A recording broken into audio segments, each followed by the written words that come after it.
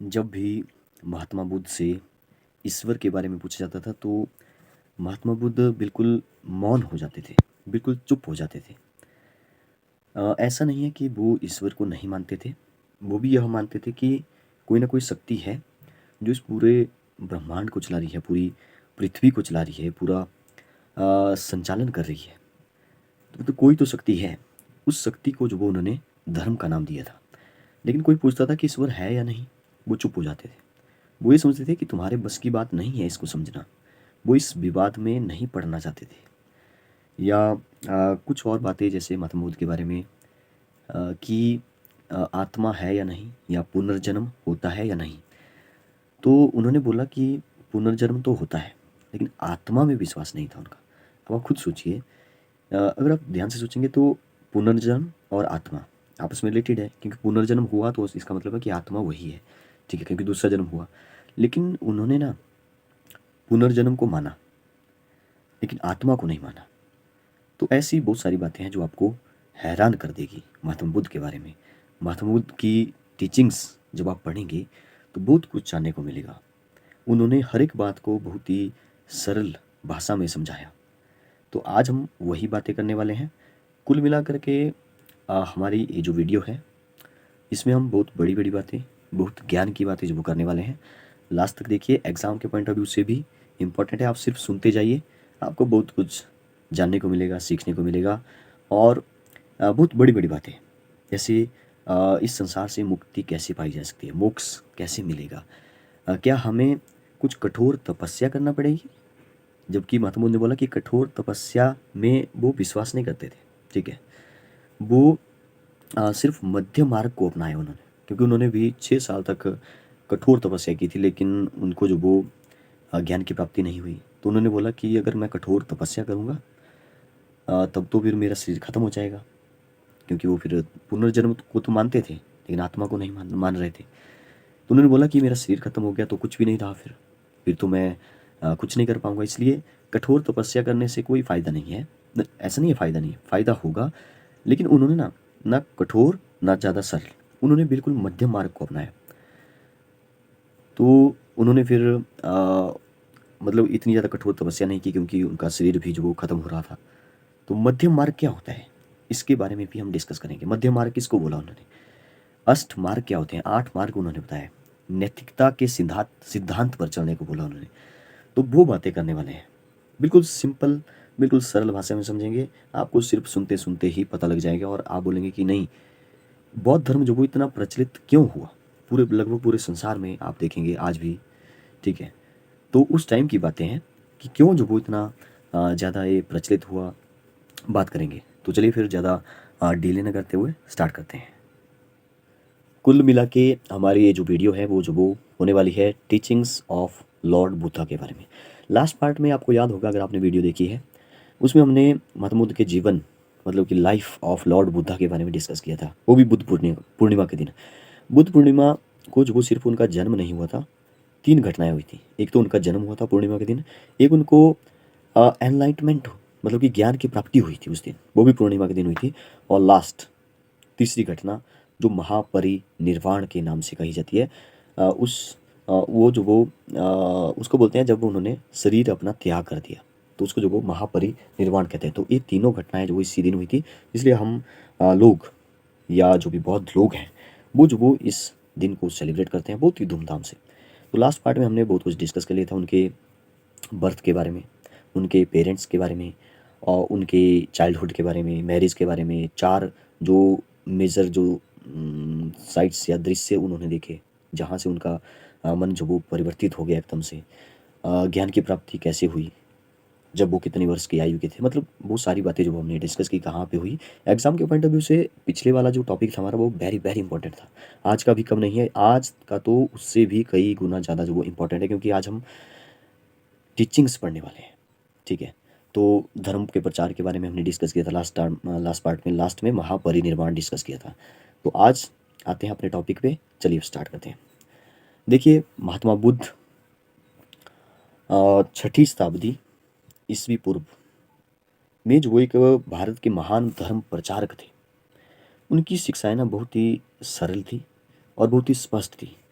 मतलब उन्होंने जो भी बोला वो जो वो इतना कठिन नहीं था। उन्होंने क्योंकि बोला मध्यम मार्ग को अपनाइए, तो उन्होंने जो भी बातें बताई वो बिल्कुल सिंपल थी। वो जो वो लोग आसानी से कर भी सकते थे। जबकि जैन धर्म में आप देखेंगे तो बहुत बड़ी-बड़ी बातें हैं और उनको करना मुश्किल है, बहुत ज़्यादा मुश्किल है। लेकिन महात्मा बुद्ध ने जो भी बातें बताई वो बहुत ही आसान थी। इसलिए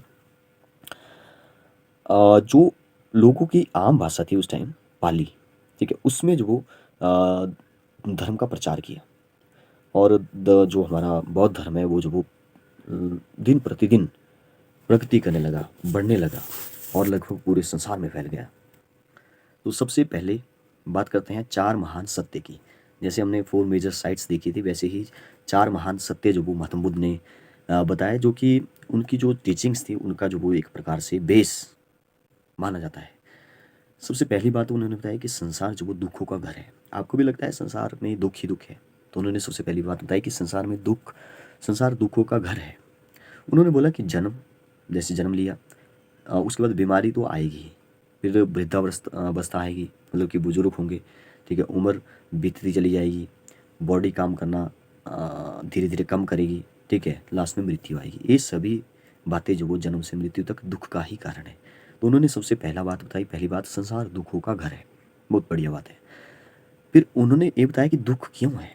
दूसरी बात उन्होंने बोला कि ये जो दुख है उनका जो कारण है वो जो वो मनुष्य की इच्छाएं हैं, जो हम सोचते हैं, जो हम एक्सपेक्ट करते हैं, वो है दुख। फिर इन्होंने बोला कि इन इच्छाओं के कारण मनुष्य के आवागमन के चक्कर में मतलब भटकता रहता है, इन इच्छाओं के कारण ही दुख है। अब थर्ड उन्होंने बात बताई कि इच्छाओं को त्याग कैसे किया जाए, मतलब इच्छाओं का त्याग कैसे करें। आप भी सोचते हैं कि हमारे दिमाग में कई सारे थॉट्स आते हैं, फिर ध्यान लगाते हैं तो थॉट्स में कमी। ध्यान का मतलब होता है हमारे थॉट्स में कमी कमी। जब एक लास्ट थॉट बचेगा तब जो आपको पता चलेगा कितनी शांति महसूस होती है। तो इसलिए ध्यान, ठीक है, आगे डिस्कस करेंगे। उन्होंने बोला कि इच्छाओं के त्याग से मनुष्य के कष्ट दूर होते हैं। थर्ड बात बताई कि इच्छाओं का त्याग करिए, आपके कष्ट दूर होंगे, ठीक है।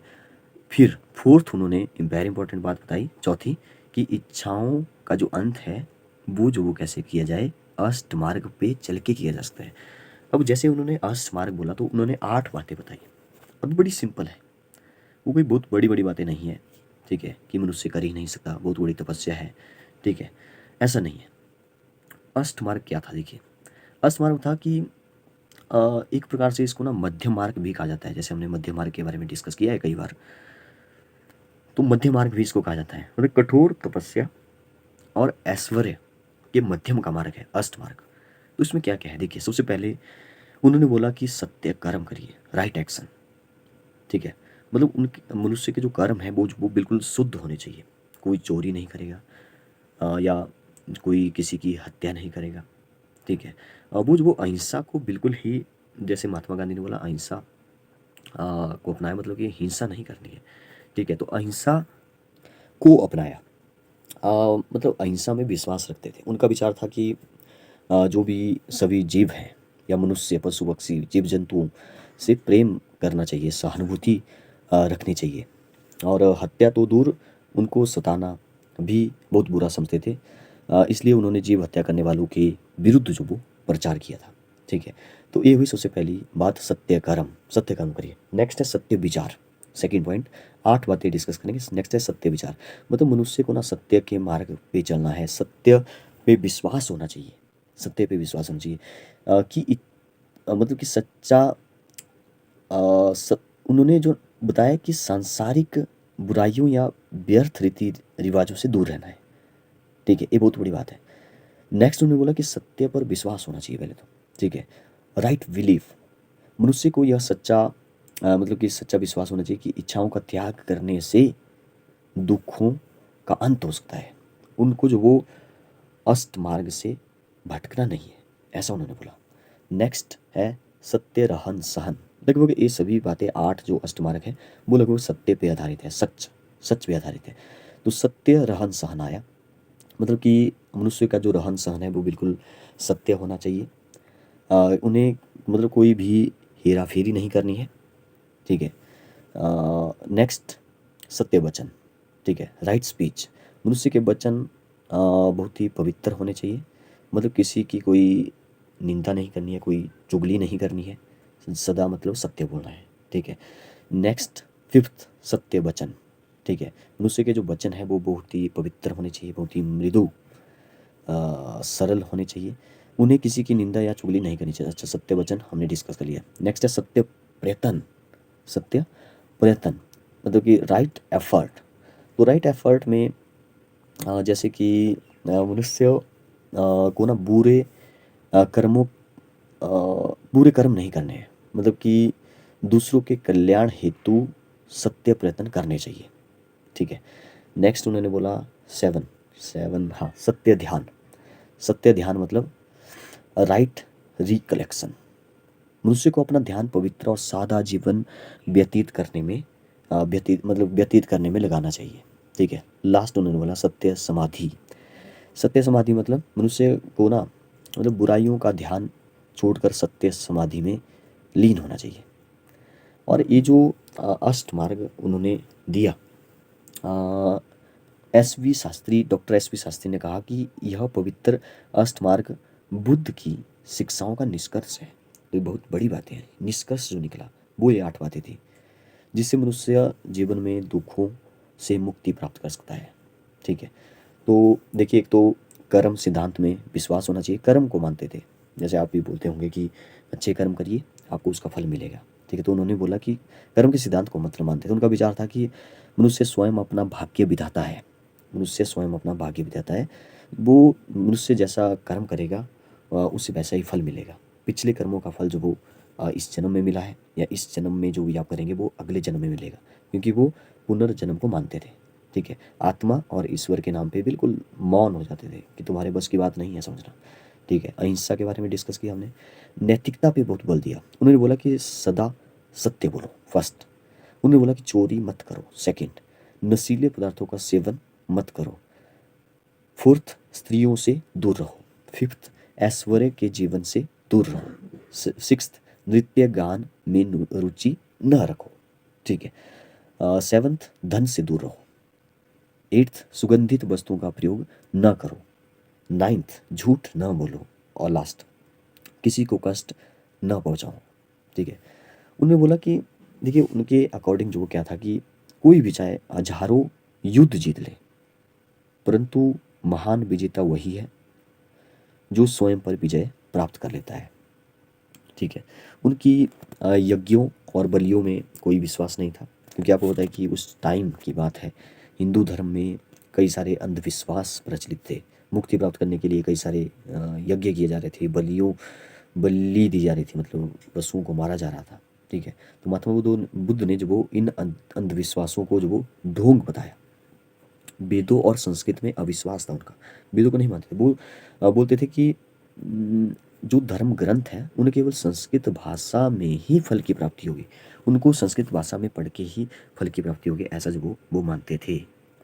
जाति प्रथा को नहीं मानते थे, ठीक है। वो बोलते थे कि मनुष्य कर्मों के अकॉर्डिंग जो वो छोटा या बड़ा होता है, ठीक है। आपने भी कईयों से ये बातें सुनी होगी, तो ये यहाँ से ही उठाई गई है, ठीक है, न कि जन्म से। जो तो जाति प्रथा में बिल्कुल भी विश्वास नहीं करते थे। तपस्या में अविश्वास। तपस्या, वो बोलते थे कि तपस्या करने से ज़्यादा कुछ होगा नहीं, भूखा प्यासा रहकर शरीर को कष्ट देने से जो वो कोई लाभ नहीं मिलने वाला है, क्योंकि उन्होंने भी 6 वर्ष की तपस्या की थी, कोई ज्ञान की प्राप्ति नहीं हुई। तो उन्होंने अष्ट मार्ग के चलने पर जो वो जोर दिया, निर्वाण प्राप्त किया जा सकता। उन्होंने बोला कि अष्ट मार्ग पे चलिए, निर्वाण वहाँ से मिल जाएगा आपको।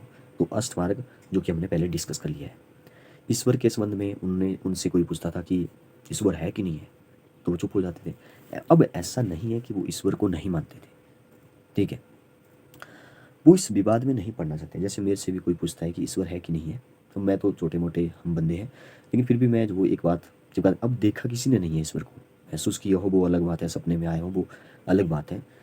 लेकिन मेरे से कोई पूछता है कि ईश्वर है कि नहीं है, अब एक प्रकार से ऐसे तो नहीं कहा जा सकता कि ईश्वर नहीं है, तो आप भी विश्वास मत करो, मैं भी नहीं करता हूँ।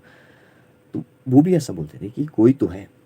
मैं क्या लॉजिक देता हूँ, मैं बोलता हूँ कि जैसे हमारे सूरज है, सूरज के चारों ओर जो वो हमारे प्लेनेट घूम रहे हैं, 8-9 प्लेनेट। 8-9 इसलिए बोल रहा हूँ कि 9 बोलूँगा तो आप बोलेंगे प्लूटो है नहीं, 2006 में इसको निकाल दिया था, ठीक है। और 8 बोलूँगा तो आप बोलेंगे 9 प्लेनेट है हमारे इसके ग्रंथों के अकॉर्डिंग, ठीक है। तो 8-9 हमारे प्लेनेट है, क्या पता प्लूटो को भी मान लिया जाए फिर से प्लेनेट। तो हमारे जो 9 प्लेनेट हैं वो जो देखिए सूरज के चारों ओर ऐसे घूम रहे हैं, ऐसे और ऐसे, ठीक है। अब ये जो वो एक ही प्लेन में घूम रहे हैं, कोई ऊपर नीचे नहीं है, एक प्लेन में घूम रहे हैं। अब इनको जो फिट किसने किया होगा? ये बहुत बड़ी बात है, छोटी-मोटी बात नहीं है, ठीक है। हमारी जो बॉडी है वो किसने बनाई है? ऐसे हम खाना खाते हैं, पूरा पचता है, निकलता है, ठीक है। तो एक प्रकार से मशीन की तरह बनाया है। ये पूरा अर्थ है, वो कैसे काम कर रही है? अब ध्यान से अगर इसके बारे में सोचेंगे तो बहुत बड़ी-बड़ी बातें हैं। हम अच्छे से जान भी नहीं पाए कि एक्चुअल में हो क्यों रहा है, ठीक है। तो इसका मतलब कोई ना कोई तो है और कोई ना कोई शक्ति तो है ब्रह्मांड में, ठीक है। कोई ना कोई शक्ति तो उपस्थित है कहीं न कहीं। तो मैं भी इस बात को मानता हूँ। तो इस शक्ति को जो वो उन्होंने धर्म का नाम दिया था, ठीक है। लास्ट में निर्वाण मतलब कि महात्मा बुद्ध ने बोला कि मनुष्य का सबसे बड़ा उद्देश्य जो वो क्या होना चाहिए? निर्वाण प्राप्त करना चाहिए। इस निर्वाण के कारण जो वो मनुष्य को सुख, दुःख मतलब सुख, आनंद और शांति यहाँ से जो वो प्राप्त की जा सकती है। मतलब कि जीवन के आवागमन से जो वो मुक्ति मिलेगी, ठीक है। तो लास्ट में जो वो मतलब एक प्रकार से महात्मा बुद्ध की जो शिक्षाएँ हैं, वो जो वो एक और प्रेम और दूसरी ओर तर्क पर आधारित थी, ठीक है। तो वीडियो काफ़ी लंबा हो जाएगा, वैसे तो बहुत कुछ है और भी डिस्कस करने को बहुत सारी बातें हैं, ठीक है। लेकिन फ़िलहाल दिस इज़ द एंड। तो बताइए आपको ये वीडियो कैसी लगी? कमेंट बॉक्स में बताइए। नेक्स्ट पार्ट में हम एक नया टॉपिक आपके लिए लाएँगे। Thank you and have a nice day.